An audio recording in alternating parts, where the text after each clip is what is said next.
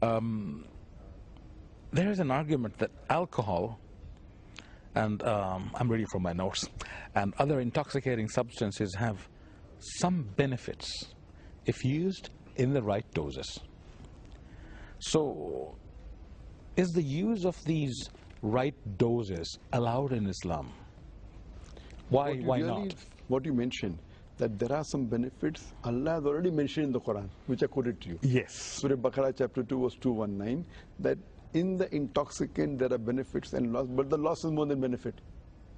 For example, today science tells us that beer keeps you warm. So if someone says that I want to have beer to keep myself warm, you can very well have honey. Honey keeps you more warm than beer. But you don't get the kick in the honey what you get in the beer. So they're doing it for the kick, not for keeping themselves warm. So people should not have small excuse having it. But at the same time, Allah also says in no less than 4 different places. In Surah Baqarah chapter 2 verse number 173, Surah Ma'idah chapter 5 verse number 3, Surah Anam chapter 6 verse 145, and Surah Nahl chapter 16 verse 115, that if under compulsion, if you disobey Allah subhanahu wa ta'ala, Allah is Rahman Rahim. That means if your life is in danger, and if alcohol is the only thing that can save you, for that time it becomes permissible. For example, you're going in a boat and you have no food to eat. Fine? And you're hungry for many days, and pork is the only thing available in your boat. So for that time, it becomes permissible to save your life. But the moment you come on shore, it becomes haram for you. So, as a last resort, if you're going to save your life, for that time only it is permissible. And otherwise, to say having the right doses, if someone says that fine, I'm a social drinker, I drink only 1 peg. Every alcoholic, when you try and interview him, he was initially a social drinker, then he becomes alcoholic. Bas ek jam, isn't it? Yes, he starts as a social drinker.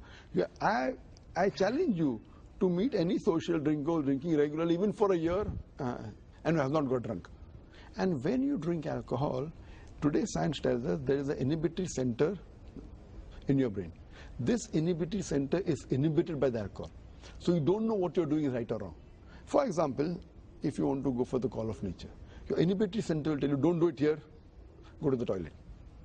Now, when you have alcohol, this inhibitory center is inhibited. So what you do, you don't realize.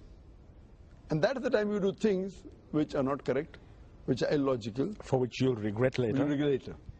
That's the reason most of the cases of incest, which is a very grave sin.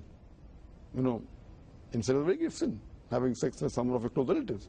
Majority are done in the state of intoxicants. And besides that, there are so many diseases you can have with alcohol.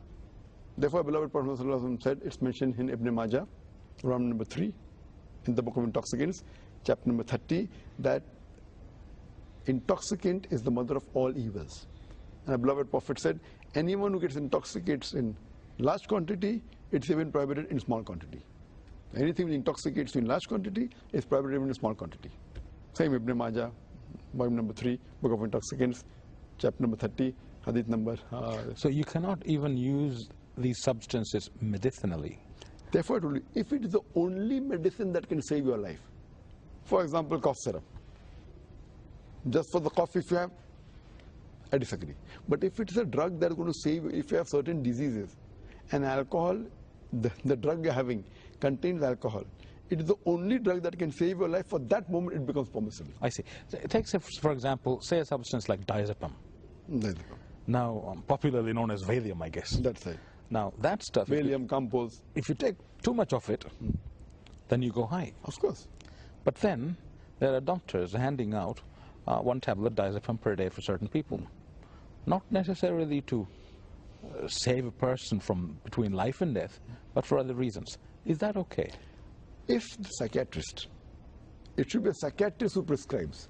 Today, where every Tom, Dick and Harry doctor giving, that's not correct. I see. If it's a requirement... You'll be very, very happy to know that in this country, not every Tom, Dick and Harry doctor can prescribe that. Correct. Or not every pharmacy sells it over the counter. You need double prescriptions and so on. And that is where it comes from. So there, if you know that the disease is such, we have got so much anxiety, which is detrimental to his health. And then the doctor prescribed that was the 5 milligram, the right dose. if it's required, not just, okay, you're feeling uneasiness, okay, have diazepam. So it goes to in a different area, no? So that becomes like a drug. So if it's a requirement, your disease is such, like super anxiety or really some psychological disorders, where it's required, then it's permitted. I see. So again, it is a question of life and death when it comes to life or death, or something major drawback in your health. A major drawback, not you're feeling warm. Exactly. Oh, so sorry, not that you're feeling cold and you want to feel warm. Okay, so we have all these blessings that God has given us all over the universe, ni'mat min Allah, and we avail ourselves of these ni'mah at wish almost. But when we take these blessings from the universe, do we carry with the blessings a certain amount of responsibility, you think? Of course, it is. See, one thing is all these blessings. First, we should be thankful to Allah subhanahu wa ta'ala for the blessings. My basic question to people, sometimes an average human being may be thankful, okay, if God has given him wealth, so he's thankful.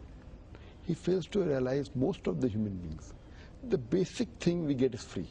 The most important thing for life is air. Air, yes. I'm asking you the question, how many human beings thank our Creator Allah subhanahu wa ta'ala for the air He has given us? How many? I doubt whether even 1% of the human beings may have thanked Allah for the air He gives them free. They ignore it. Then comes water.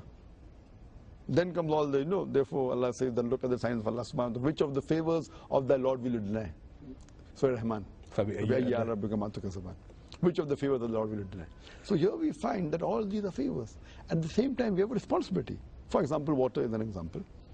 Our beloved Prophet Muhammad said that you should not waste anything.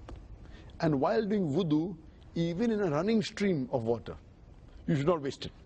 Showing the importance that how well you take care that you should not waste things.